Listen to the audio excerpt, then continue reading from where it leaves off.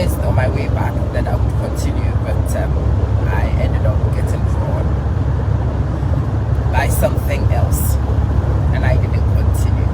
I'm very committed to this conversation because, as I explained yesterday, I have become some things, and I am still becoming others.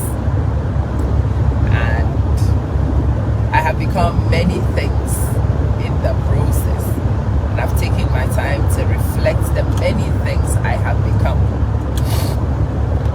And then I saw the parallels in the process of becoming. I remember when I first got married to my husband, becoming his wife. Oh Lord. Becoming his wife was a huge challenge because, you see, I have been a lone wolf my entire life. The circumstances of my birth, the way I grew up, my orientation in life was for a lone wolf.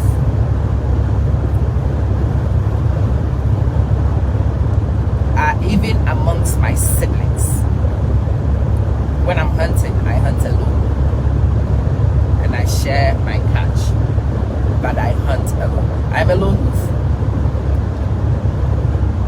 I hadn't realized how much of a lone wolf I was until I got married. I mean, this guy had been my friend for a long time. He knew me very well. He understood how I did things, but even me, I had not had time to sit down and look at me fully as a lone wolf. Soon after we got married, I found myself staring at myself in the mirror, and I realized, oops, I am a married lone wolf. How the hell does a lone wolf become somebody's wife, and wife properly, and wife sincerely, and wife honestly? Now that was the question. Anyway, after 20-something years, I'm happy to report that I have become his wife. I have learned to bypass some of my lonesome positions. I have learned to share the places that are not negotiable. I have learned to move under somebody's leadership. As a lone wolf, look, I'm pure alpha. I make those decisions on my own. Pure alpha. My instinct to hunt and find for myself. I don't need a leader. Never needed a leader. Well, I got married and I subscribed to leadership. Heck, but yeah, it did happen, and it took a long time to work through that process to become a wife. When the children were born, I was back at that same point. I remember looking at my son, this tiny little thing that I loved like mad, but didn't know how to keep safe. How was I going to mother this thing? Well, as you can see, this thing is more than 20. He's a beautiful young man. I say so myself, but he's a very well-raised, well-rounded, beautiful young man. I became a mother. I became an aggressively competent mother. But I became. The process of becoming a mother is a crazy process. I mean, up until age 8, age 9, I was doing well. And then the kids hit preteens, and they began to rock the boat, and I was back to square one. How the hell am I going to parent teenagers? How am I going to remain corrective? How am I going to be the parent without ruining my relationship with the children? See, my relationship with the children is everything to me. They need to be able to come to me. I need to be able to talk to them about everything. That's how I wanted to position with my children. And I worried many times if the disciplining part of my parenting will ruin my relationship with the children. But I could not be anything else than a disciplinarian.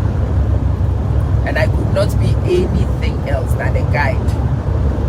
But I also wanted to be the friendly disciplinarian, the friendly guide to have. And you know, these days, this weekend I went to a wedding with my daughter and a friend. We attended another friend's sister's wedding. And I remember hanging with these women maybe a couple of weeks before when my daughter first arrived. And I said to them, they invited me out and I'm like, the tail is home. And they're like, hey, bring the tail. So I bring the tail. Most of my friends call my daughter my tail. She goes everywhere with me. The tail is home. And we spent some time. This other friend in particular also has 2 adult daughters. And she was telling me, you know, from one who has her own, and she's got a great relationship with hers. But when she watches me and my daughter, it's just beautiful. Your vibe with that kid is amazing. And you know, when she said that to me, again, I had that feeling I had accomplished one major thing that I actually wanted to do. Have a great relationship with my kid. I have become the friendly parent. I have become the parent who does a good job in shepherding children to outcomes whilst remaining friendly. I've become that. And the process of becoming that parent has had me in doubt. That's probably one of the things that has taught me the journey of becoming the most effective way. Hello, Samuel. Officer Sam, good morning. Yeah. For many times that I was busy parenting my teenage children, I worried. I was afraid. On many occasions, whilst I was parenting those children, I recognized that I was incompetent.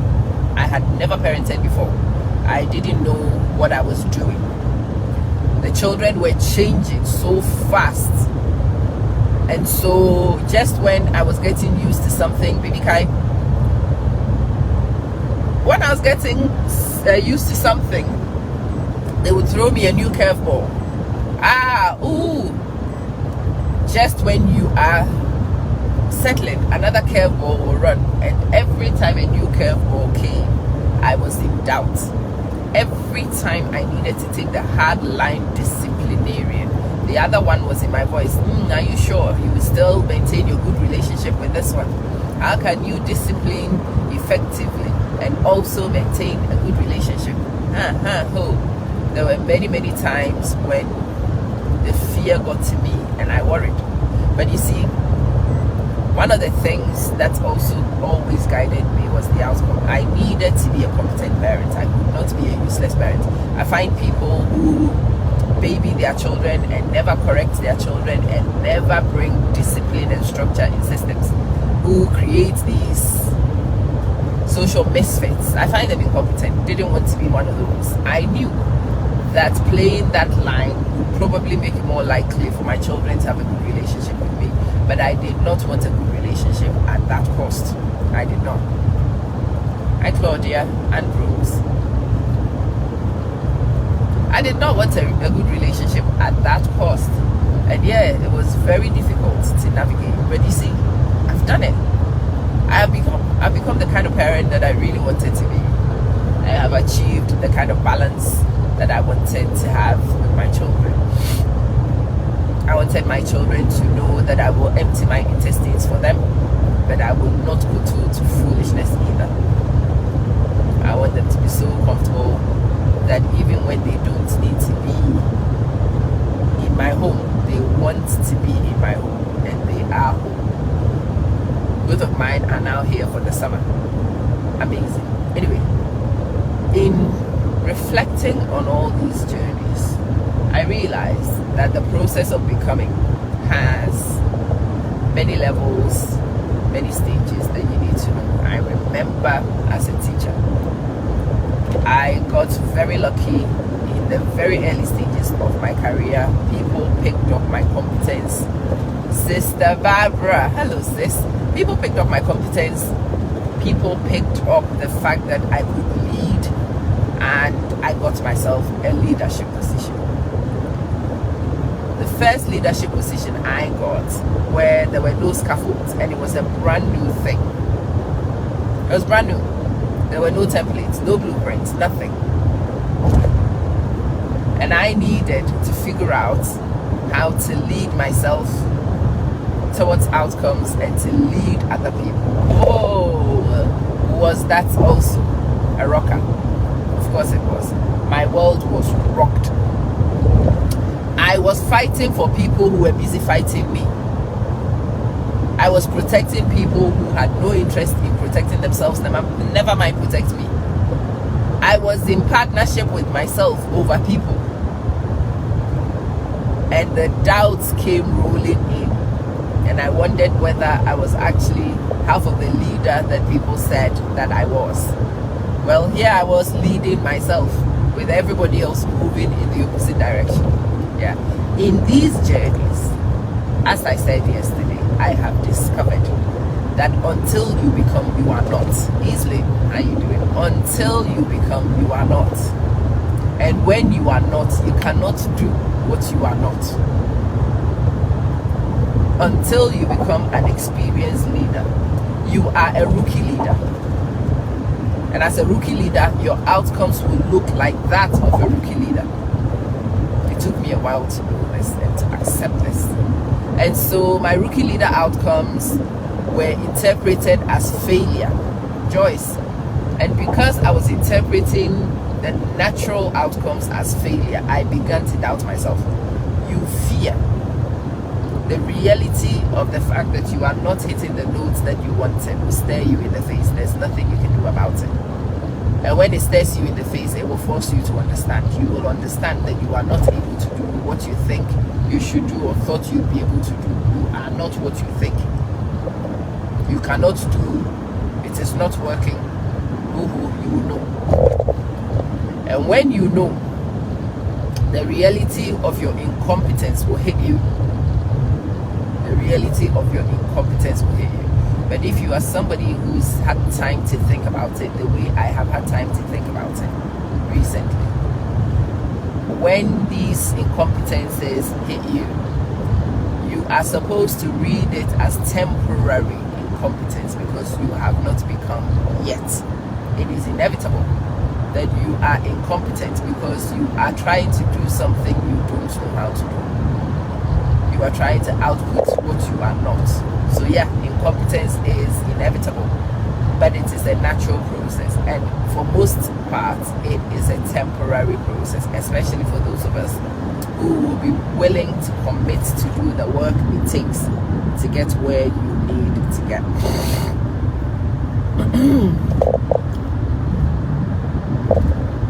If you don't know this, you will read that incompetence as incapacity, as permanent incapacity, inability. And because you read it as inability, your confidence in self will be knocked. And when you lose confidence in yourself, you will lose the impetus to try and to error and to learn. You will not. You will start playing it safe. And that is the greatest recipe for failure, playing it safe and not trying.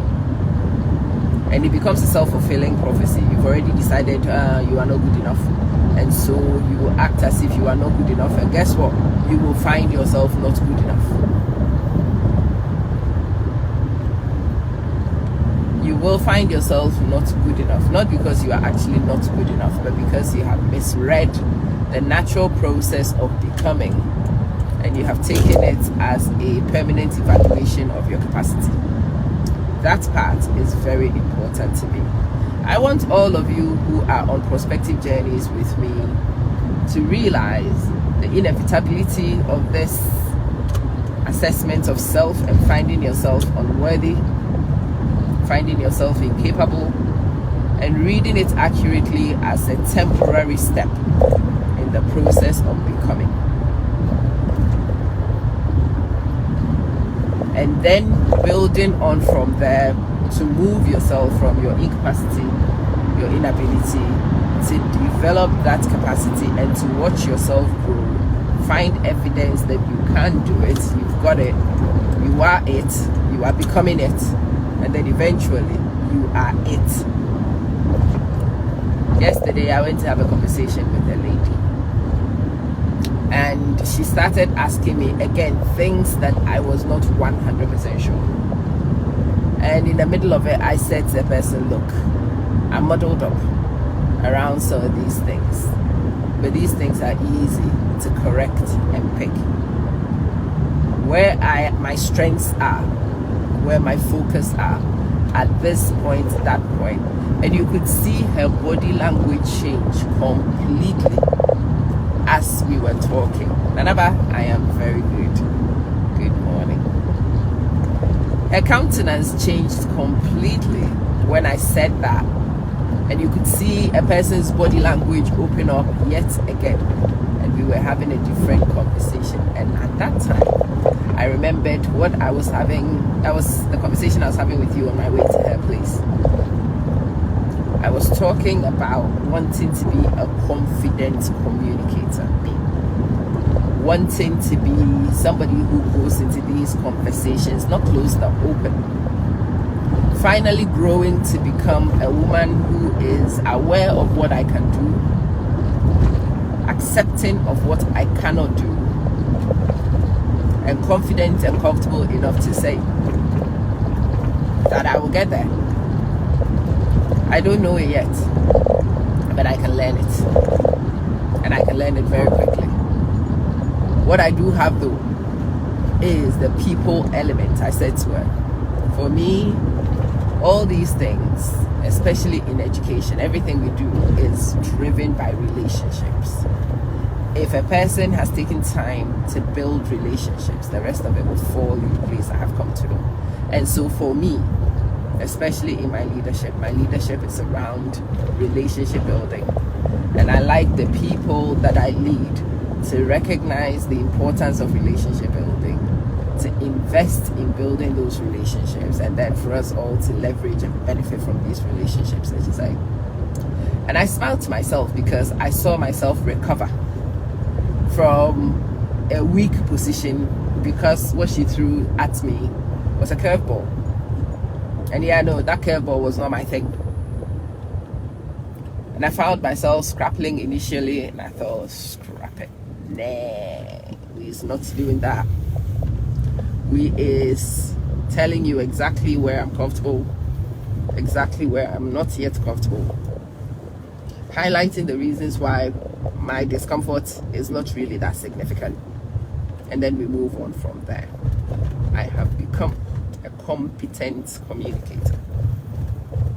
I'm very capable of letting people see me, warts and all. I'm very comfortable with you seeing my inadequacies, because I have become somebody who can leverage beyond those I have become. It took me a long time to get there. There is a whole phase of faking it till you make it. And there is a thing about faking, depending on where you are from. If you are from the places I come from, faking is a negative thing. Ooh, it's fake. Ooh, it's not real. So faking it till you make it is a difficult concept for my poor little brain. Well, it took me a while to realize that faking it is inevitable. You must fake it. I had to reorient myself to the whole notion of faking, to adjust my belief that faking is this terrible thing that awful people did.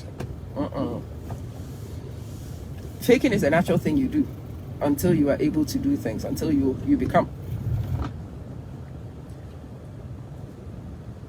You are a fake, you are an imitation until you become an original. That took a while to know. I'm hoping that some of these things are fundamental for you, because their recognition was phenomenal for me and the journeys that I found myself on.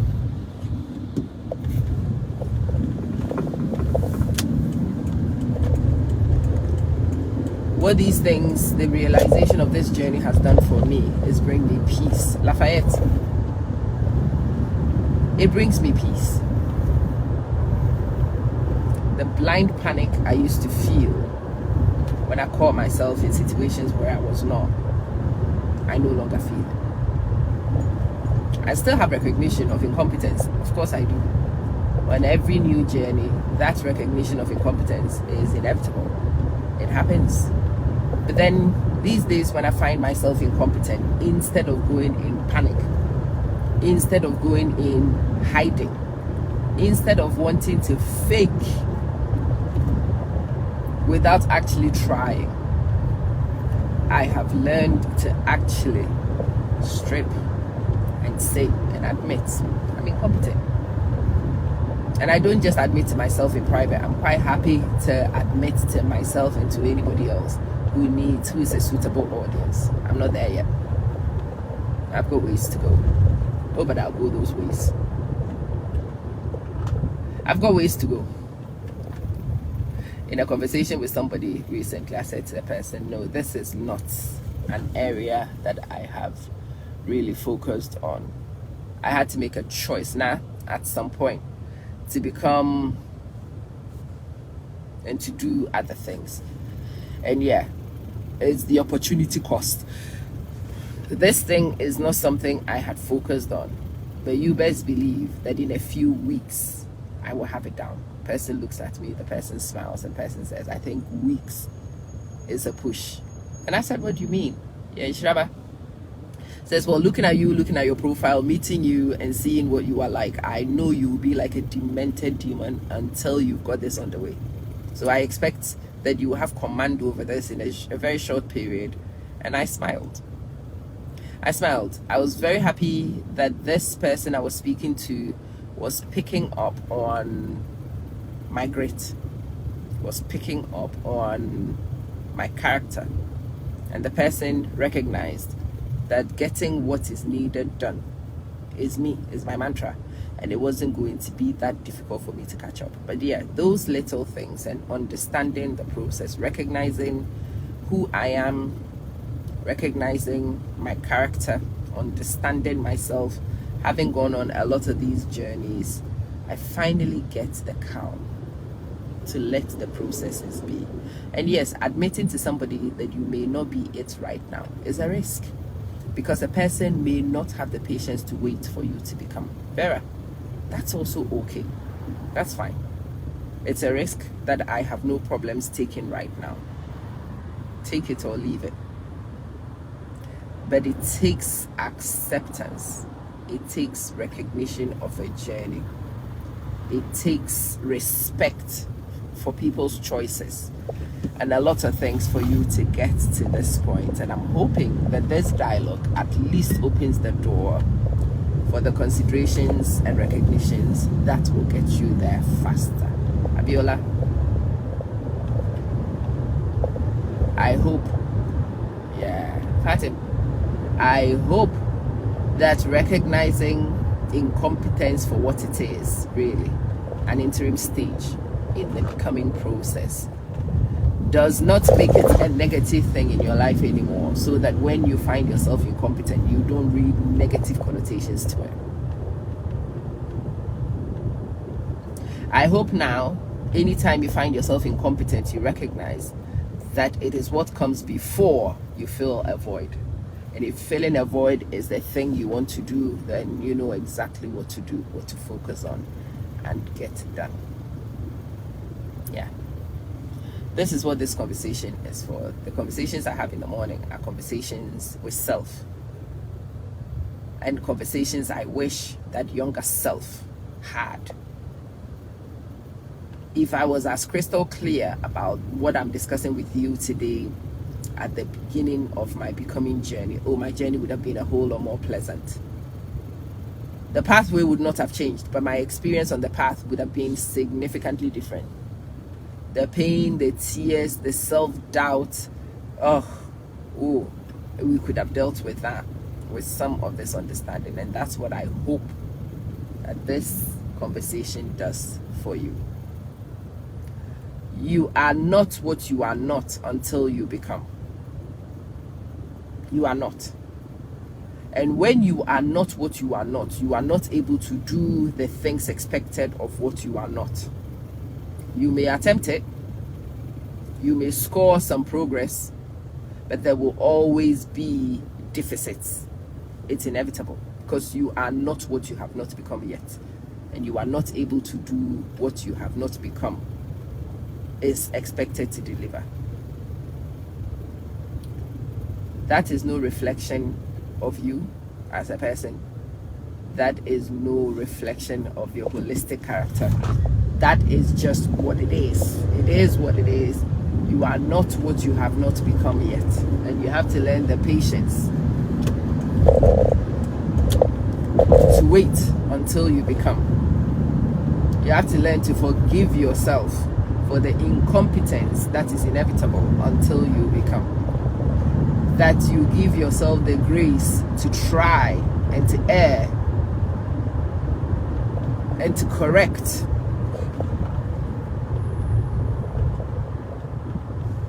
Give yourself forgiveness and grace because you will err. It's inevitable. You will err. You cannot not err. You will err. And so when you do, to recognize that you haven't done anything which is so unusual. You have just done the typical. And to move on from that. Give yourself a chance at recovery. That's the key thing. Many of us berate ourselves. Many of us will destroy our own self-worth in this process by berating ourselves repeatedly over something that we actually don't have any control over. Yeah. No. You are not weak. You are not able to do it yet. You are not stupid because you don't know it yet. Yet. That belief that you can become, that with time you would become, is critical to the process of becoming. If you believe you will become, you will pursue becoming. Yeah, somebody crossed me. It's a roundabout which has traffic lights, and the traffic lights have just been turned off, so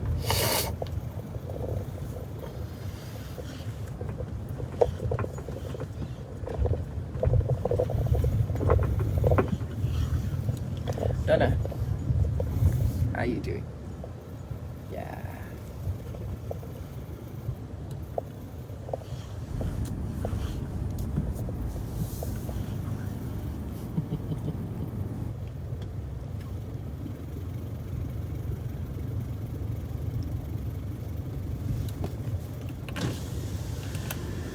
No problem. We still have what, 10 minutes ahead? No problem. See you in a bit. All right, Cassandra.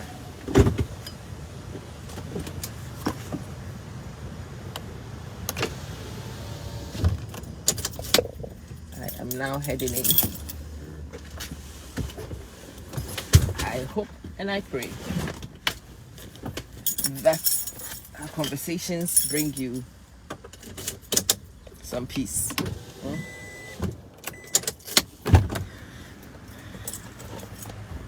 I'm hoping this puts forward information that my children may need, that other young people may find, and maybe not even so young people may benefit from. I think if my journey and my learning from the journey brings some benefit, then I'll be a very happy woman. Yeah. Anyway, have yourself a phenomenal morning, afternoon, evening, whatever the time happens to be where you are. I am walking into one of the last weeks of the school year. I'm so tired. We are so close to the end. Oof. Wish me luck. And pray for me that the things that could knock my confidence on my process of becoming do not have the power to do so because of these realizations and recognitions last year.